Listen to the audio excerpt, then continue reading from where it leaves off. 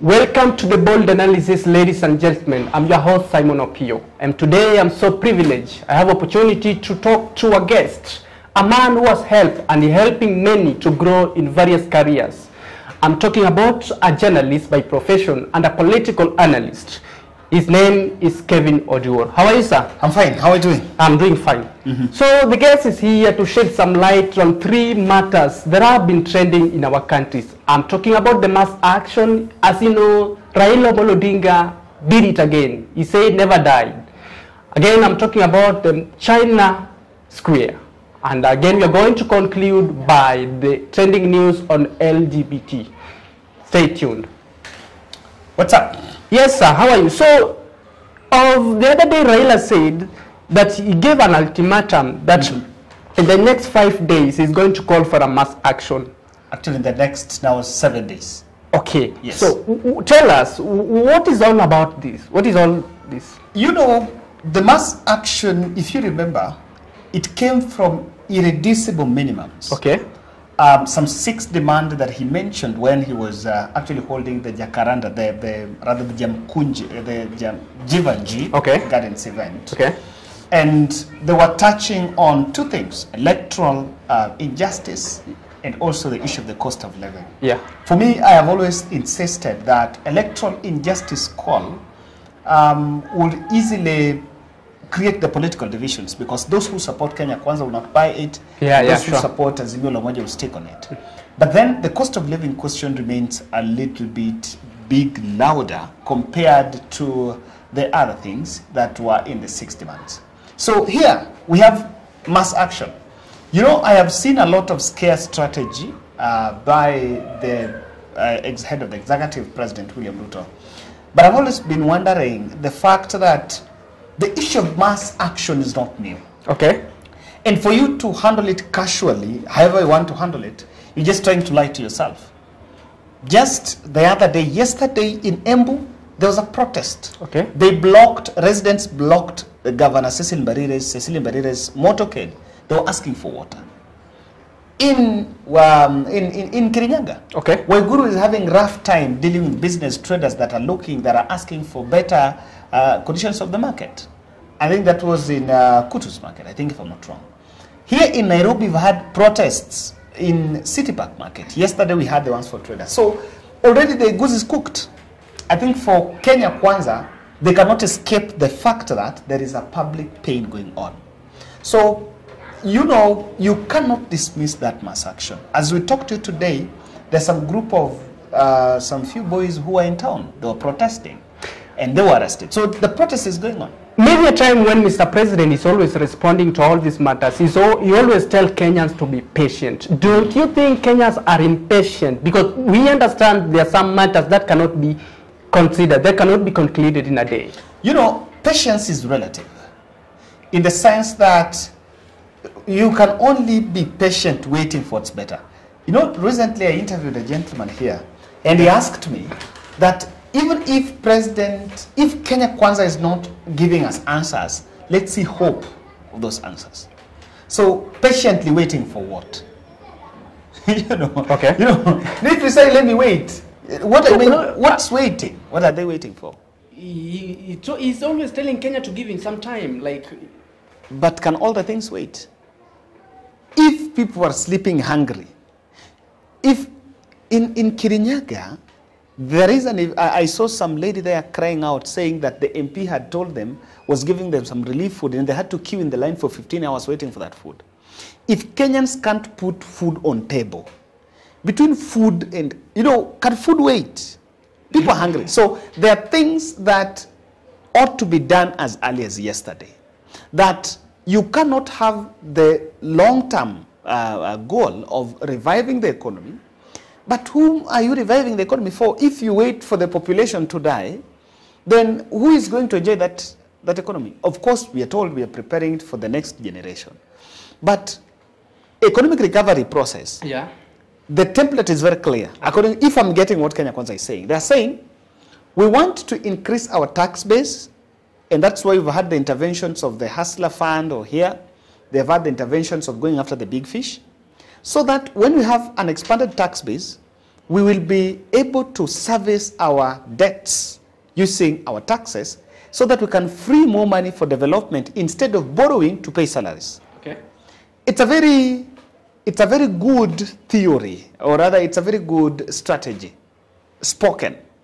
But in action, you're going to ask yourself, okay, do you think the people that are supposed to do business to spur the economic growth at the grassroots level, how are they going to do business? Who is going to buy if he doesn't have the money? You must free money in the population. You must free money in that economy. Okay. The point here is people are broke.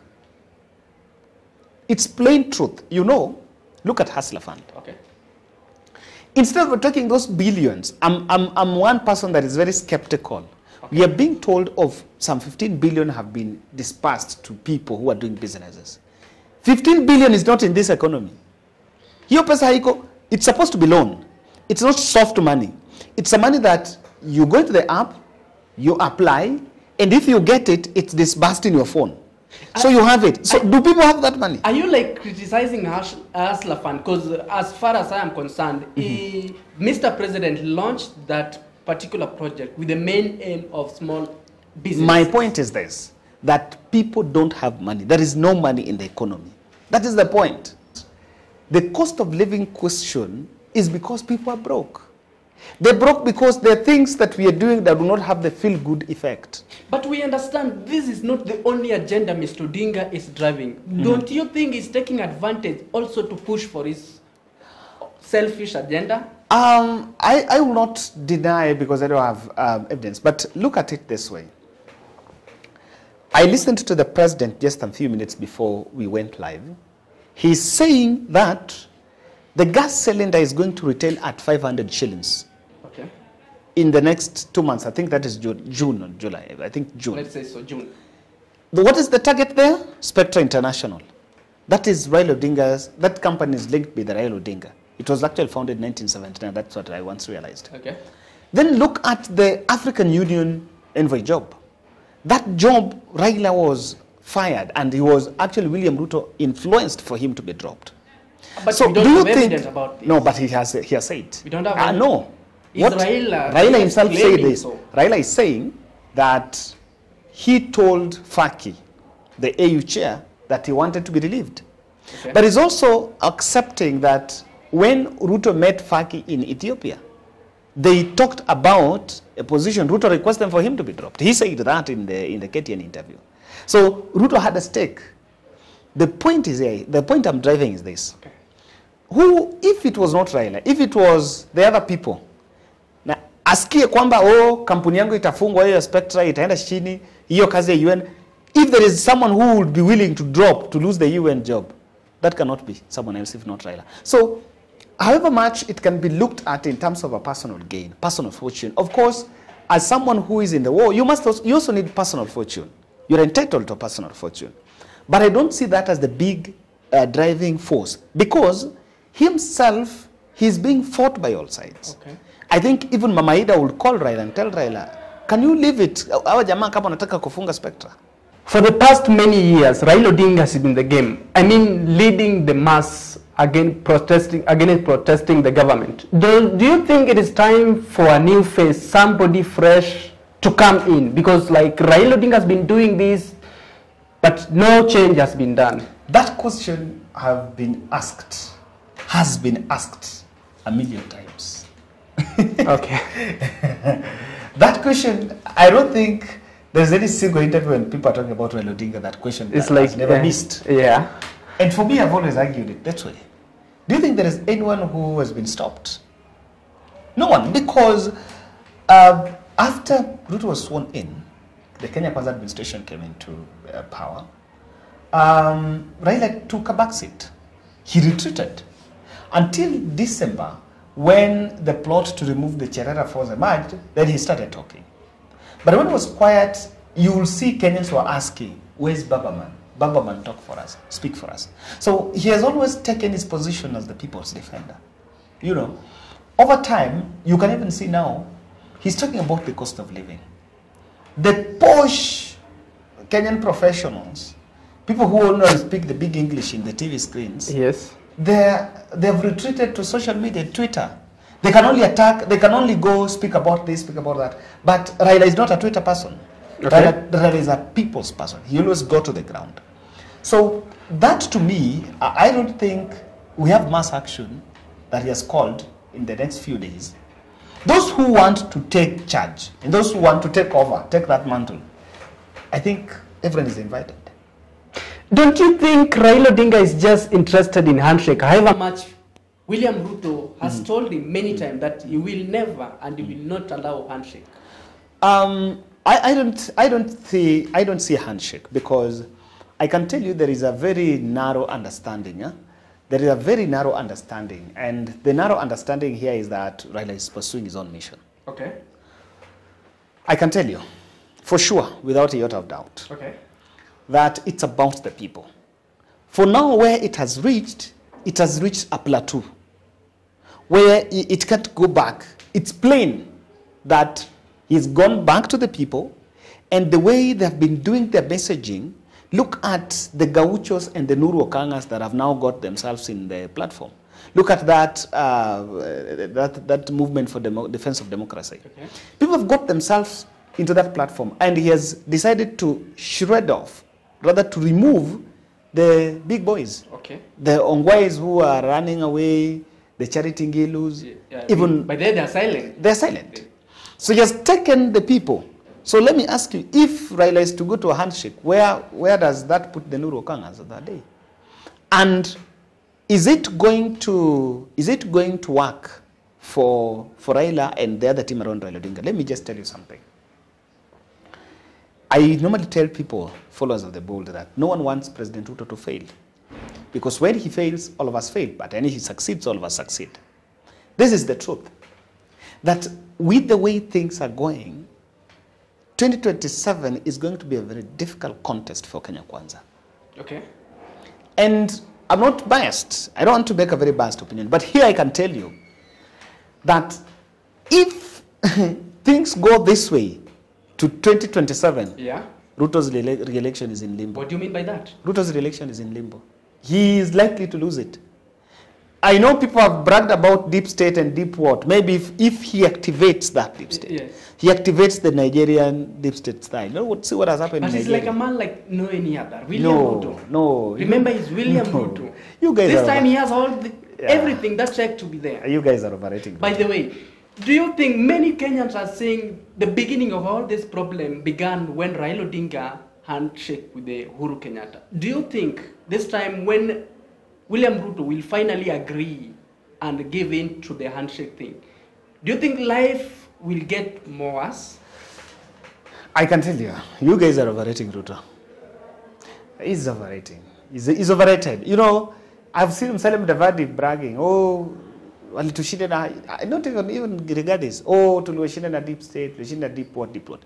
I can tell you, immediately votes are casted, the president doesn't have any power. We all know. He cannot sack, he cannot fire, he cannot do anything. So I've always wondered what all these deep state things are all about. I can tell you that Ruto is defeatable.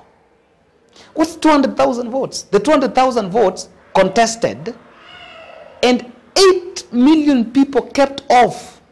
Never voted. Never voted. Look at what happened in Nigeria. 90 million registered voters. Those who voted are 25 million. People resisted. So if Azimio can take more people to the ballot, make the status quo. Because now the tide has to change. In Mount Kenya, it's no longer the usual business of Deni Yangu, Deni Yako. Okay. They are all crying. So at the end of the day, if you can marshal your numbers and bring your point forward, you can carry the day. Okay. Unless someone have to do something different.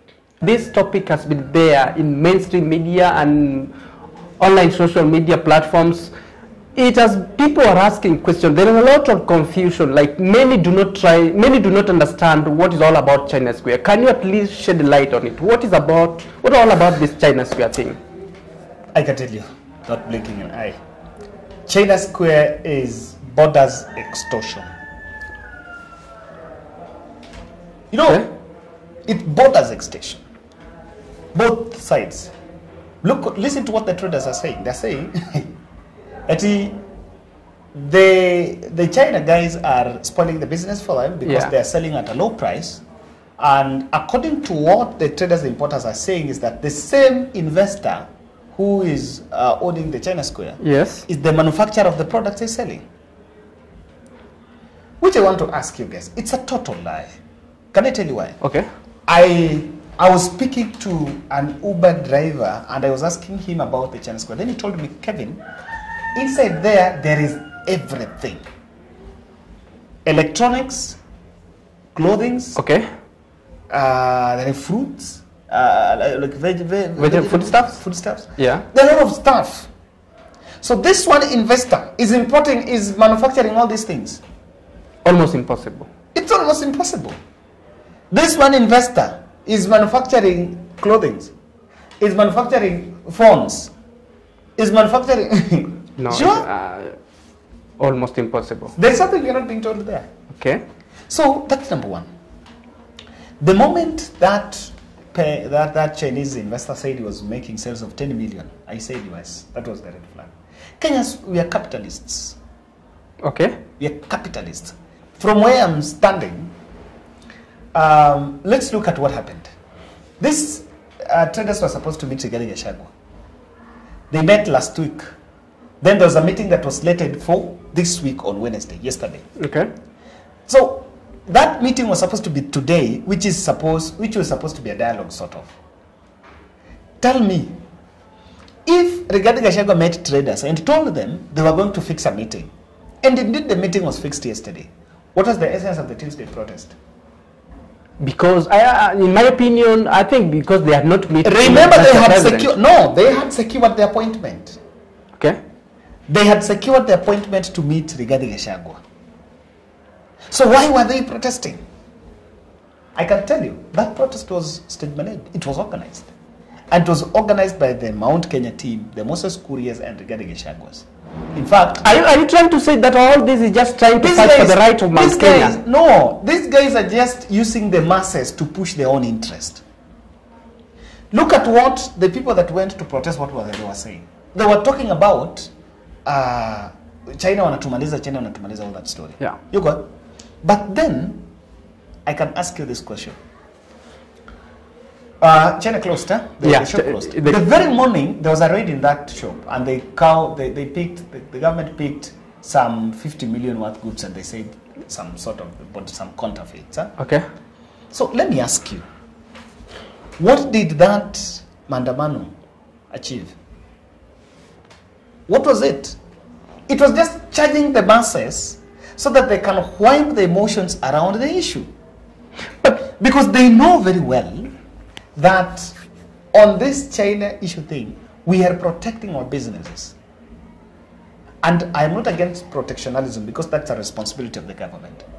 But what Nyamakima traders must explain to us is how a woofer that you are buying in that China Square at 6,000, they're retailing it at 13,000. They must explain. Something is going on. Something is wrong. And instead of fighting the foreigners, I looked at it and I was a bit perplexed because we charged the masses and sponsored protests in the street, shouting with China. How many investors are from China that we still want to invest here or from other countries? In the same breath, you're saying you look at these matters like fighting Chinese. Look, we understand China and Kenya have had good relationship. We understand China is really funding many projects in our country. Do you think this can destroy the good relationship between China and Kenya? Not it can destroy, it has destroyed. You know, the embassy spoke. They're saying, we don't want to be harassed. We are legitimate. If someone was issued permit, license, and everything, when all these things were being done, you want to tell me these people in government did not know? Even before it was opened, we have intelligence. Didn't they know? But the government of Kenya has not ordered for the closure, yet they closed the business. There was a hostility. Okay. He played a reverse psychology on the government because after closing, now, if that group was in town, what would stop them to go and protest there and even invade that place? Think about it. If they were open, this group that was in town would have rushed there and And you know the way Kenyans are very rogue when it comes to snatching things. Okay. They will have attacked that place and did a very bad thing. This is the truth. 60% of secondary products we import from China. China is a strategic partner in terms of our business.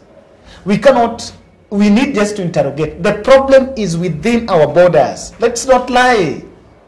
We need to ask, the traders need to give us an answer to this question. Yeah. How much does it cost for them to import? The distance between Mombasa and Nairobi. Let's talk about our taxes. Let a minute. Okay. Could be that investor is getting some goods from China and is getting incentives. But how come and there is their government for them to get a market here. Yeah. But how come the government has not provided that healthy competition, that healthy environment where the Wanyamakima traders and the Chinese government, the Chinese traders will have a favorable trading environment for both of them? But that is what it is, the healthy competition that China was giving. In fact, Kenyans are now asking, surely, what's the problem? Because how can it be? Why is it all of a sudden? What is the magic that the China guy is getting? The magic incentive. Why these other guys? But Mr. Kevin, you seem not to understand the traders, the local traders. Because in my own opinion, I tend to feel for them. Why? Because their businesses are not running. No. Let me ask you. How many China centers are in this country? Very few. This country, it is only one there. You want to tell me the people in Mombasa are affected by there? Not really. You know, let's reason. This is a local thing. Okay. Being organized by people who, according to me, they have a legitimate point. But the way it is being done, it is being politicized, and it's coming to something, it's bordering, it's a more time we interrogate our foreign investment policy. Okay. We need to interrogate that. It's not about, we cannot sit in a corner and start talking about simply because we want to talk about vote. If it is about trade, why did they meet to Moses Kuria? The trade is not under Rigathi Gachagua. Yeah, sure. Just look at the way that thing is being handled. Yeah. It's not under Rigathi. That thing is under Moses Kuria. So, even Nairobi County government, when the meeting was being held, Sakaja was not there.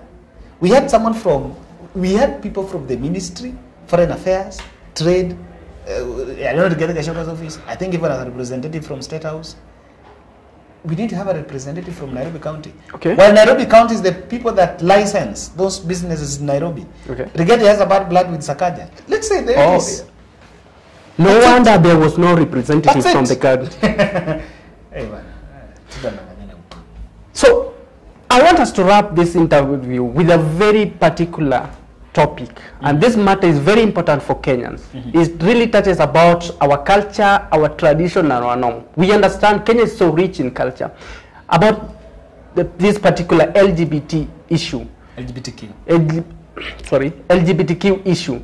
We understand the decision made by the Supreme Court when they say all these people have right for expression. What is your take on this? It was shallow. Shallow? What do you mean? The Supreme Court was shallow. Shallow, that's how to say. This thing is deeper than what we are talking about. It's deeper than what we are talking about. You need to just, there are some decisions in this country. I've always said, we need to agree that we've invested a lot in intelligence. Okay. We've invested a lot. We are not dealing with robots, we're dealing with people. Supreme Court decision was shallow in this sense. Look at what other people now have started asking. People have started asking. We are now allowing, if you allow me to form an NGO, okay? Okay. Of course it's supposed to attract funding. But is it illegal? Then, see, since we've lifted the illegality on homosexuality, they can associate just like other Kenyans. Even if you are a member of the LGBTQ community, I've not heard of a story where someone has been blocked from being a member of NAT or KMPDU or Kenya Union of Journalists or Association of Pilots because he's a member of the LGBTQ community. They're allowed to associate. Okay. But what we must call we must call a spade what it is. Okay. Associating and forming a cocoon, a caucus as LGBTQ to promote it. Because I just ask myself a question. Okay. What if they form that NGO? they formed it. The court allowed them to form NGO on LGBTQ. Yeah. Okay? You know what we are saying? We are inviting proposals. They start to write good proposals. Okay. Then create a problem statement.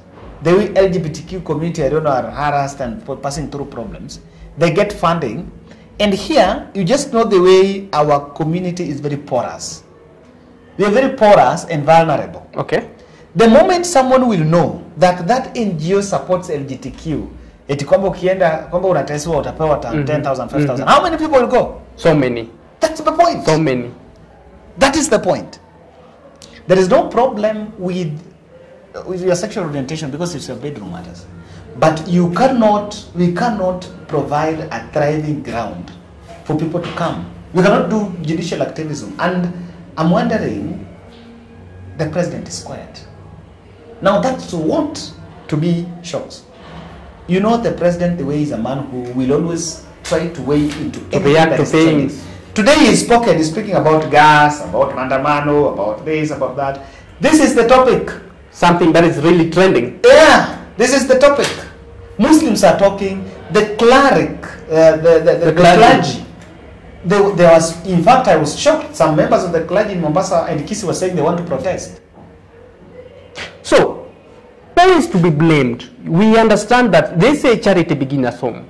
How did we reach here? Who is to be blamed? Is it the government? Is it that poor parenting that has made us treat this particular place?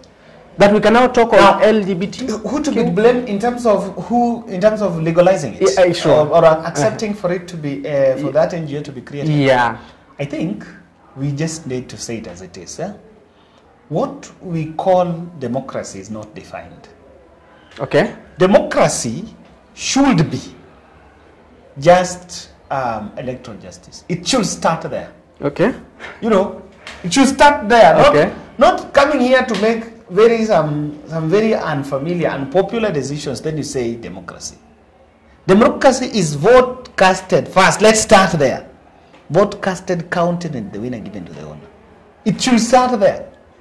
But there is no way we can start modernizing. We're importing a modern culture, Western culture here. Then talk about, this thing is very usual in some countries. Even in some Europe countries, it's not a big deal. They're even wondering why we are complaining. Anyway, that was my opinion. This is my opinion. For you viewers, please just drop your comment. What do you say? What do you have in regarding to all this we are talking about? So, Mr. Kevin, in the interest of time, in summary, what do you have to say in these particular topics we just discussed? We've spoken about three things. We've spoken about mass action. We've spoken about China, which borders on business. We're also talking about LGBTQ, which is borders on our morality. Simple. The best thing you can do is all these things, whether you go to mass action or whatever it is, everything starts with you. You're in charge of your life. Something that can bring food on the table. Make sure we are waiting. The mass action is not going to bring food on the table. Sure.